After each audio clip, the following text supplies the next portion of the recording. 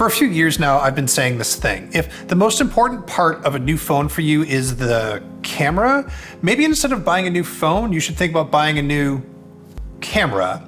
I've been thinking a lot about that advice since I started testing these two Sony products. This is the Sony Xperia 1 II smartphone, and this is the Sony ZV-1 vlogging camera. And both of these are excellent devices if you're looking for a really specific thing. But if you're just looking for the best smartphone or the best pocketable camera, I don't think either one of these would be my first pick. But they are worth talking about because they come from a different world than we're used to, and it's one that can teach us something. You know what it's like to live in Apple's iPhone world or Google's Pixel world or even Samsung's Galaxy world? Sure. But there's a Sony world too, and living in it for a while has clarified how I think about cameras. So here's a question. What can we learn from Sony world? So I just have to tell you that this video has been super hard for me to make. This is probably my third attempt at doing something with one of these devices, and I think it's because my brain is just chock full of little details and observations and opinions. So instead, what I decided to do is we're gonna have a full review of each of these devices up on theverge.com, but it's way too much for a single video or even a couple. And so instead, I wanna talk about Sony world, or more specifically, Sony camera world. See, Sony is a monster in mirrorless cameras. They're really good at shooting 4K video, and some of them are great all-rounders. So I'm using a Sony a7 III right now. Before that, I used an RX100. There's a whole ecosystem around them. And Sony cameras also have quirks like impenetrable menus and unique color science, but generally they're really well regarded. And so the Sony Xperia 1 II is Sony's attempt to take a smartphone and put it inside that camera world. You might know that Sony already makes great camera sensors. Your phone right now might even use one, but historically Sony's phone cameras have been kinda meh. So the Xperia 1 II's big idea is to make Sony's phones work a little bit more like Sony's cameras. Okay, so I actually should tell you a little bit more about each of these devices, and I'm gonna do it really fast. Normally this would be like the whole review, but I've got other things to talk about, so buckle up. Whew, here we go. Sony Xperia 1 II is a sequel to the Sony Xperia 1. Duh.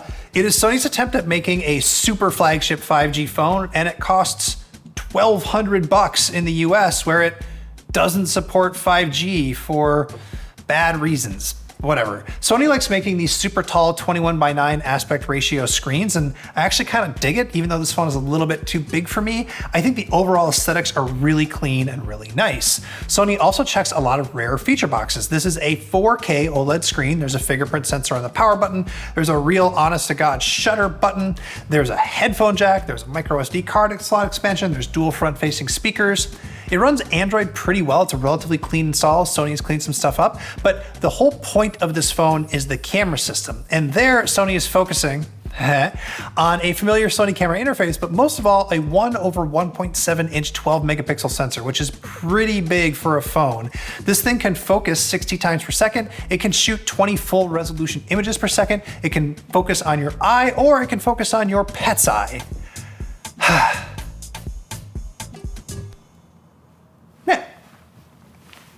Okay, now the Sony ZV-1 vlogging camera. It is basically an RX100 with the optics, zoom, and ND filter of the Mark V, but with the faster focusing, updated 1-inch sensor and video processing capabilities of the Mark VII. However, Sony finally made the right kind of flip-out screen that you want for vlogging, but they replaced the magnesium body with plastic, they got rid of the electronic viewfinder, they got rid of the focus ring, and they got rid of the flash. And in replacement of those, you get a better 3-mic array microphone, you get a tally light, which shows you it's recording, and you get a hot shoe. Plus, there's a couple of neat preset options. It has a background defocus button that automatically sets the aperture to its most open to blur your background. And it has a product focus button that turns off face priority so it can focus on the product you're showing to the camera and not just locked onto your face. Oh, and it's only $800, which is $400 less than the RX100 Mark VII. Oh, and you get a free dead cat. That's what they call the thing that keeps the wind from hitting your microphone. It's called a dead cat. I don't know. Camera people get to have jokes too, okay? That might be the fastest I've done any spec rundown of a gadget, much less 2 in a row, but I think we did it. And if you live in Android world, you maybe heard this Xperia description and you thought to yourself, yeah, that's interesting. Tell me more about the camera, but I don't know if it's worth 1,200 bucks. Probably not. And you're right. But maybe the second explanation of this camera was gibberish to you.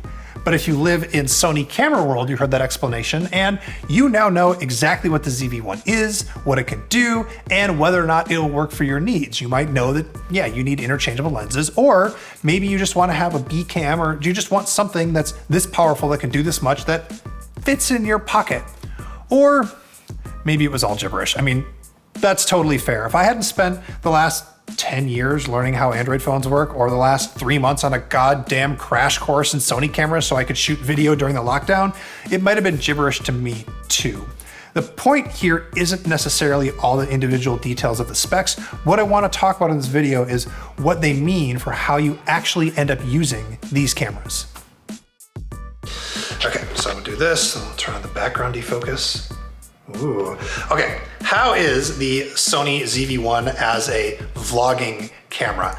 I actually think it's kind of stupendous. I admit that this is a parts bin camera. It's basically an RX100 with a bunch of customizations made for vlogging, but I love the RX100. But there are some limitations here to know about. So the widest that this lens can get is the equivalent of 24 millimeters, which isn't quite wide enough to comfortably hold the camera to point at your face unless you've got it way out on your arm like I do now, or use a selfie stick. My arm is actually already kind of tired right now. It also crops in a little bit if you have image stabilization on. And so if you're gonna get this thing, you really gotta get a selfie stick in order to do proper vlogging with it. But other than that, in terms of simplicity and in terms of not having a ceiling for when you wanna learn to do more professional stuff, this thing is great. I mean, look, this thing is wildly capable as a camera. It has basically all of the same features and options as my A7 III there, but it's in a $800 package that fits in my pocket. And I also love this product showcase feature, which basically turns on a bunch of settings that are already available on other Sony cameras, but it simplifies it to one button. So it turns off face priority, which means that if I put something in front of the camera, it'll focus on the closer thing to the camera instead of to my face, and then it'll focus on my face again, and then on this thing, and it does it really fast. Now, I do have to use this camera a little bit differently than I would use like an A7 III, or even how I'd use a phone to do vlogging. And I want you to hold that thought about using cameras differently because it's super important. But right now, let's get back to this Xperia 1 II. See, the Xperia has this hot shit big sensor that can do eye autofocus and focus really fast and shoot fast burst photos. But the standard camera app is kinda meh. The pictures it takes are okay, but they feel a little bit lifeless. But that's part of Sony's game here. It knows that it can't hang with Google or Apple or maybe even Samsung when it comes to image processing. So instead it just kind of skips that for the most part and gives you the option to use it more like a traditional mirrorless camera with the Pro Camera app and the Cinema Pro Video app. The interface for the Pro Camera app even looks a lot like Sony's big camera interface, see? Now let's look at some photos. Here's an example. You can see that there's motion blur in this night photo. So what I did is I set the ISO so that the shutter speed was slow enough so that I could get the motion blur while still capturing the rest of the scene just like I wanted, like you might on a DSLR or whatever. Your standard night modes on a Pixel or an iPhone, they just won't do that. And Sony even tries to make it feel like a real camera. You've got a real shutter button here and you can choose between the lenses by looking at their millimeter equivalents. Now look, I know you can probably get similar results using a manual camera app on one of those other phones, but the other thing that Sony does here is less post-processing because it's trying to maximize capture speed. So again, you can shoot a 20 frames per second burst and it wants to get that saved to your disk as quickly as possible so you can just get that action shot. So when I was trying to figure out what I wanted to say about these cameras, Vjeran, who's editing this video and shooting the B-roll, actually say hi, Vjeran. Hi. Vjeran said something that struck me as both obvious and actually kind of profound. Here, just tell him, Vjeran. Your overall approach to photography changes depending on which camera you use. Which, duh. Different cameras can do different things, and so you adjust your shooting style to those cameras' capabilities. But also, whoa, you're gonna be making different art. The things you make are going to be different based on the tool or, based on the instrument that you're using. I've actually got a whole video about that tool versus instrument thing. We'll link it down in the doobly-doos. So for example, this shot that I'm using right now with the A7 III to shoot this video, I think it looks fine, but I think it looks pretty bad when I try and replicate it with something like the ZV-1. However, can't hold the A7 III out like this for very long because it's heavy.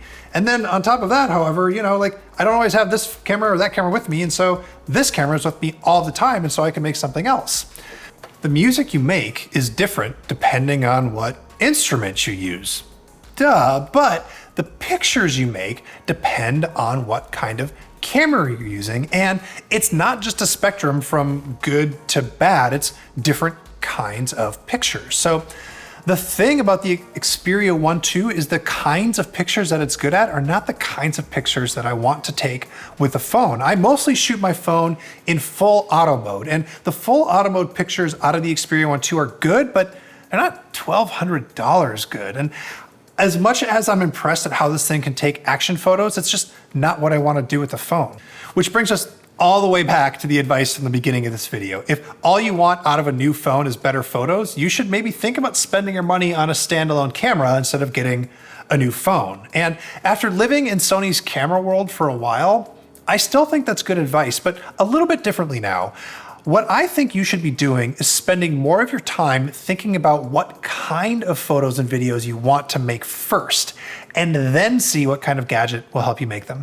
Hey everybody, thank you so much for watching. I'm sorry I didn't get into all the details. Like, for example, this screen doesn't work with polarized sunglasses, which is real dumb. And this screen, they say it's like 90 hertz equivalent refresh rate, but it's actually 60, and they do motion smoothing, which is weird, but fine. Anyway, we'll talk a little bit more about that stuff down in the comments, but I'm also, of course, gonna have full reviews again at theverge.com.